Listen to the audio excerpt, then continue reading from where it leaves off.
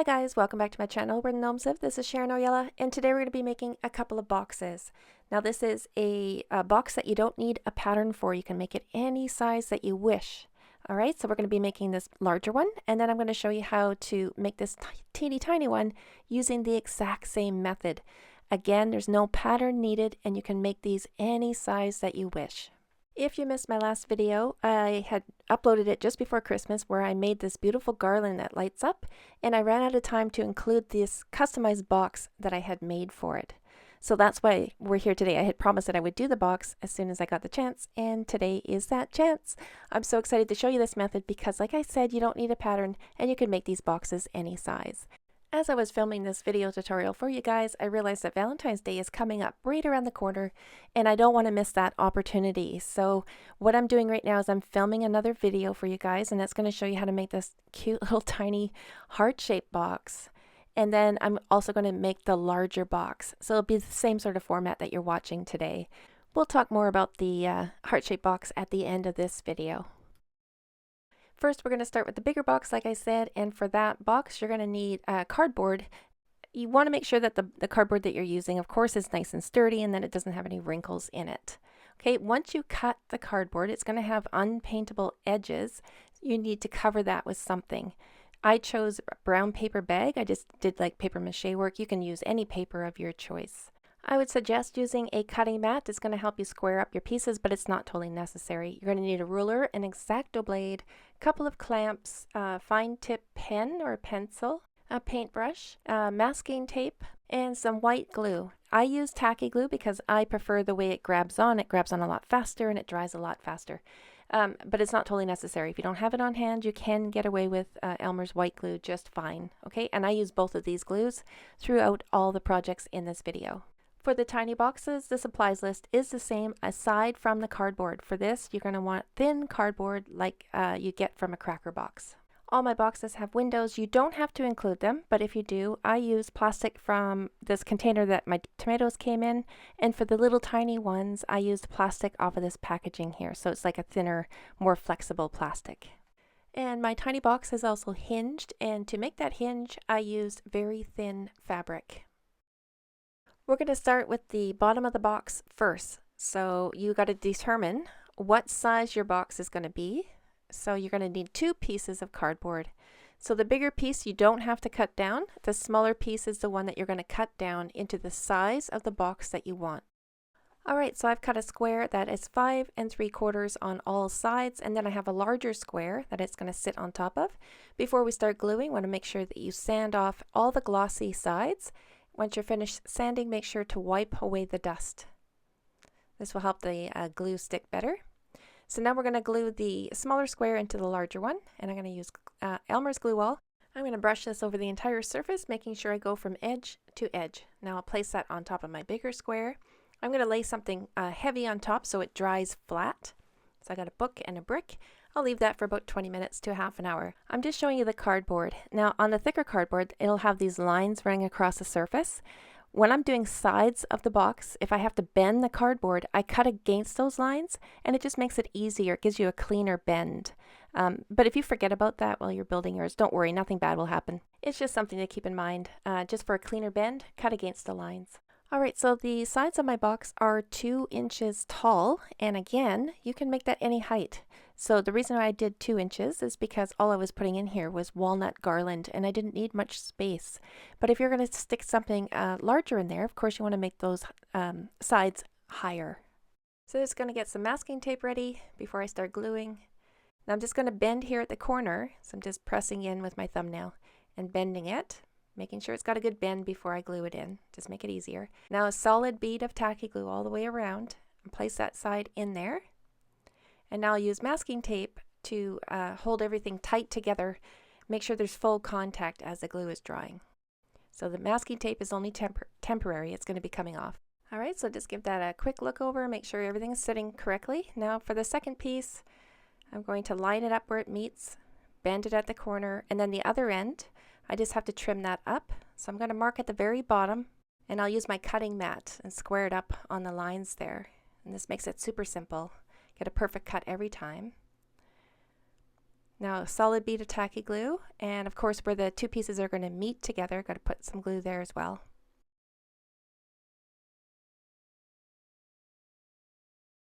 Now for the final piece, I'm going to measure from the outer edge to the outer edge, marking at the bottom, squaring it up on the lines, and a bead of tacky glue on all the edges that are going to be joined with another piece.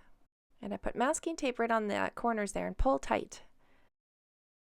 And then a final bead of tacky glue on the inside edge, and then I'll even that out with my finger, and I'll place that underneath the fan for a little bit, for probably about 10 minutes or so, until the tacky glue was dry to the touch. It's still wet in there, but it's dry to the touch. Now I'm going to flip it over, and I'm going to put something heavy on there. I'm going to leave it for 10-20 minutes. I just want to make sure that the sides are pushed into the base of the box as it's drying. Now I can remove the masking tape.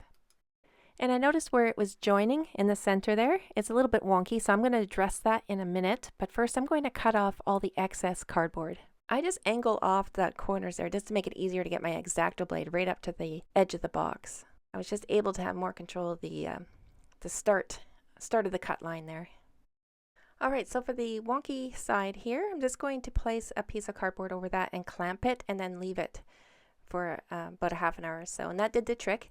If I was to do this over again, I would have added some wax paper first, because the glue in the seam there did kind of stick to my fixing piece. No harm done though, because I am going to be covering the entire box with paper. And we'll get to that later. First we're going to start the lid. I'm going to trace around the box. Just popping in with a quick edit to point out to always use the bottom of the box to trace out the lid. As you can see, the sides of the box towards the middle will be bent inwards, so we want to use the bottom of the box, which will give you a much more accurate fitting for the lid. And cut off the excess, of course. And I'm going to double check that I have a square top here, and it's going to the outside of the box all the way around, and it does. So now I want to find the center of my lid, so I'm going to draw a line from corner to corner. And of course, where those lines intersect in the middle is the center of my lid. Now I could use that just as, so I can eye it up. So I can look in there and say, yep, that pretty much looks like the center, but I'm going to double check. I'm going to measure on all four sides to make sure I have the same amount of space on all four sides.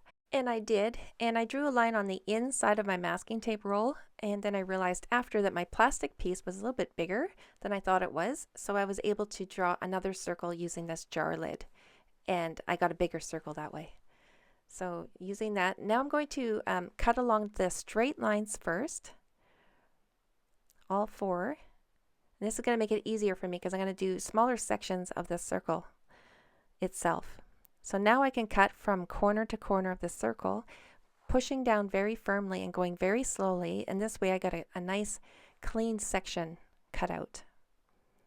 Once I was done with that one, I could carry on to the next one.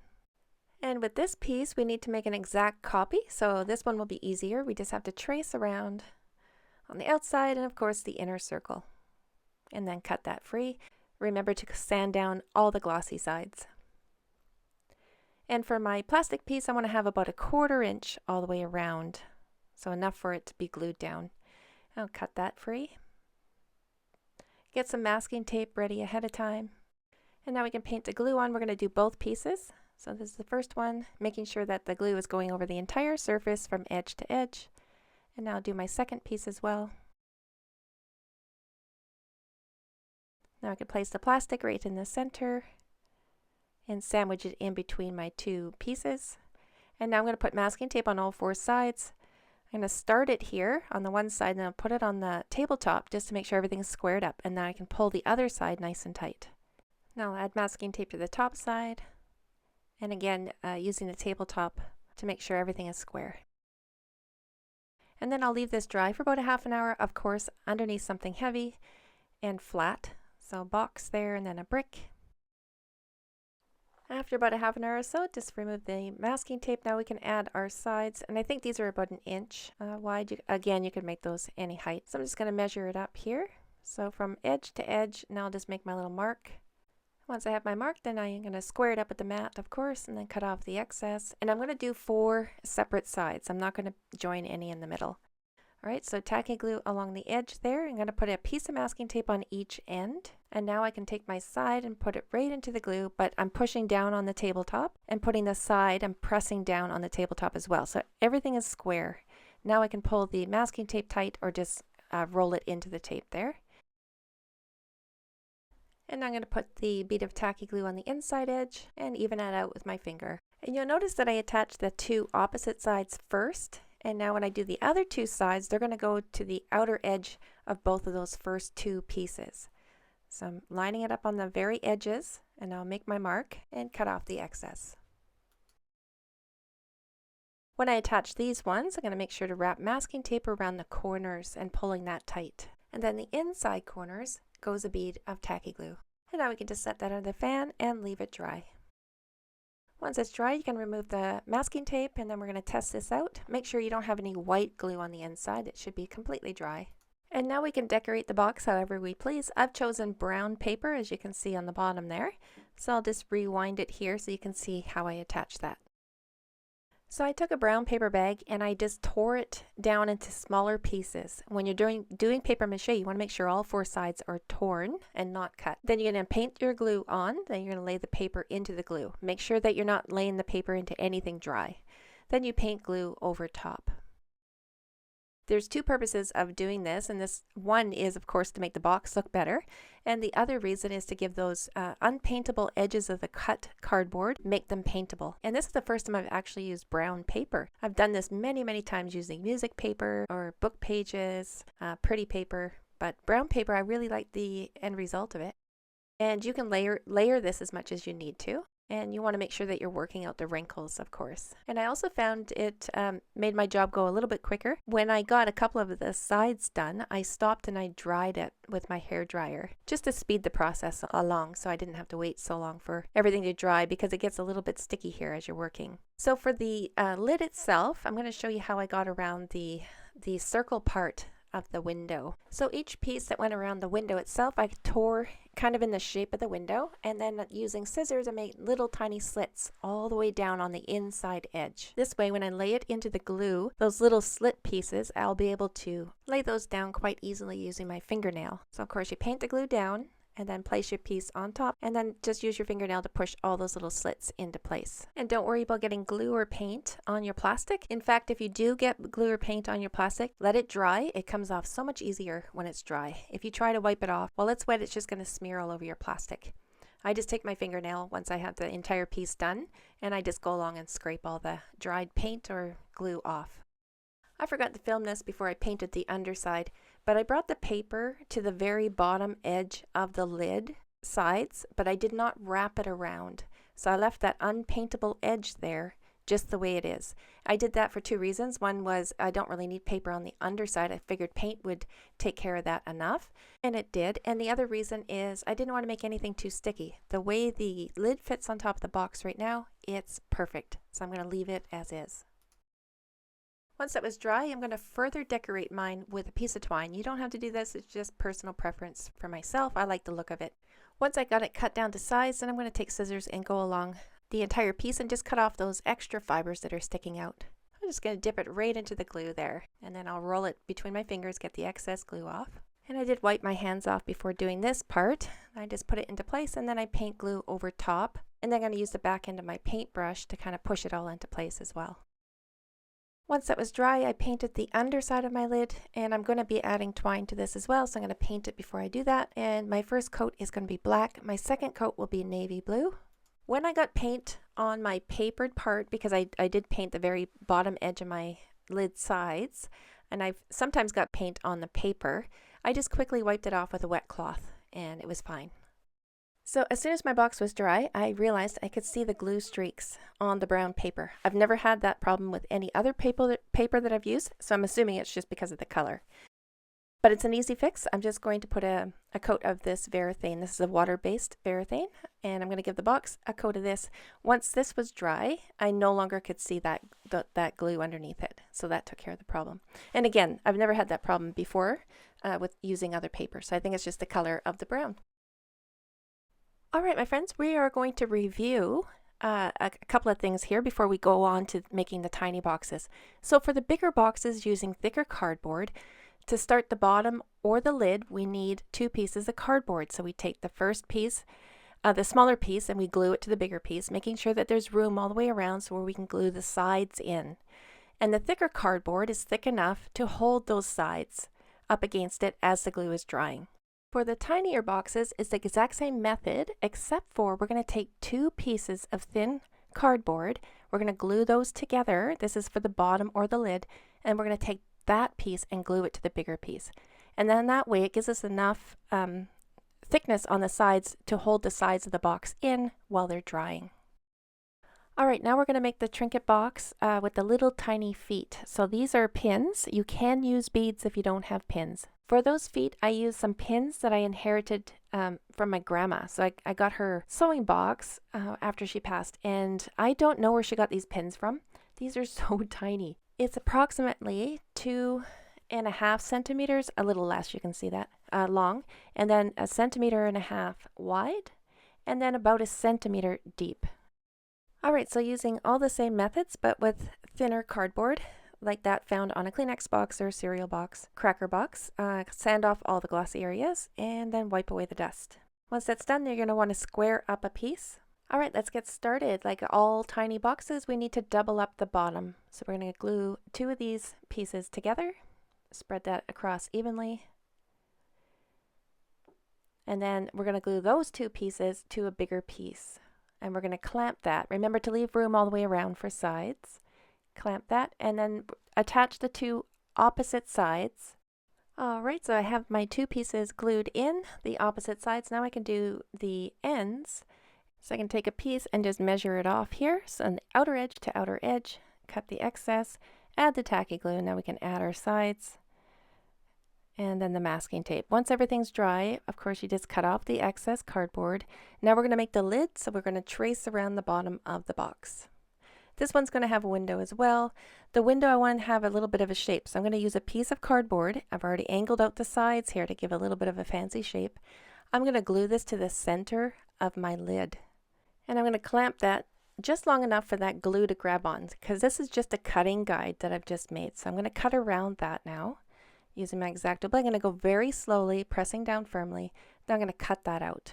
Pulling very gently. I don't want to mess up my lid here because I'm dealing with some very narrow edges.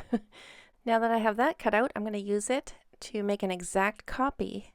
So I have 2 pieces that I can sandwich plastic in between. So I'm going to add my tacky glue, and now I'm cutting the plastic. Now because my edges of my lid here are so narrow, I can't cut the plastic narrow enough. So I just covered up the whole thing. Okay, and then I trimmed off the excess. Now my sandwiching piece here, I'm going to add the glue, spread that glue around from edge to edge, covering the entire surface. Now I'll place this right over top. And now I'm going to clamp this.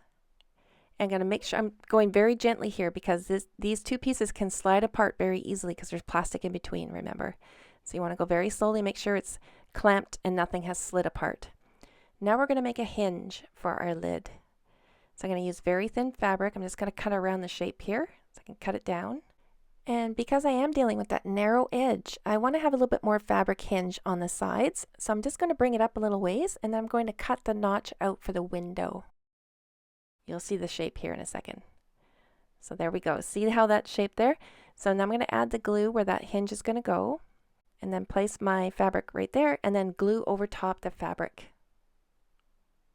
Now I'm going to let this dry. So I'll give that about 10 minutes. Now that that's dry, I want to put the other part of the hinge into the box, but I need to angle out the bottom so it'll fit in there a little bit better. Okay, I'm going to add the glue on the inside, get it off the top edge. So I just pulled the glue off. Now I just ran my emery board there. I don't want any glue on the top edge, just on the side. Now place the lid right on top and then press with my finger, getting that fabric right into the glue. Now you want to make sure that the lid is sitting perfectly in line on top. It has a tendency to push forward because of that fabric, so you want to push it back and make sure that everything is lining up. And I'm just going to put a piece over my window to protect it, and I'm going to clamp this on either side. And I'm going to let this sit for a little while just to make sure that as the glue is drying that the lid dries nice and flat. And it worked out perfectly. I'm really happy with how this turned out. Now that that glue is dry, I'm going to paint everything black. So this is the base coat. And don't worry about getting glue or paint on your window because that comes off very easily once it's dry. Once that black was dry, I went ahead and did a forest green over the entire surface. Once that was dry, I did the dry brushing with the soft suede. And I'm going to clean the window with a wet Q-tip, making sure that I hold the back of the window with my finger so I'm not pushing the window through. Now we're going to make the legs. I'm going to use these teeny tiny little pins, and I'm going to cut off most of the stem. I'm just going to leave enough there that I can push through the bottom of the box. So I'm going to pre-make the hole with another pin. So very gently, just make a little hole there. Try not to push all the way through. Once you got a bit of a hole started, then you can stick your pin head in there. And if you're worried about them coming out ever, you can add a drop of glue underneath that pin head itself before you push it all the way in. And on the inside, where the pins kind of push through, they didn't quite make it all the way through, but they did push up the cardboard, making these little white dots. So I just repainted that to fix it. And the pins are no longer sharp because we did cut them.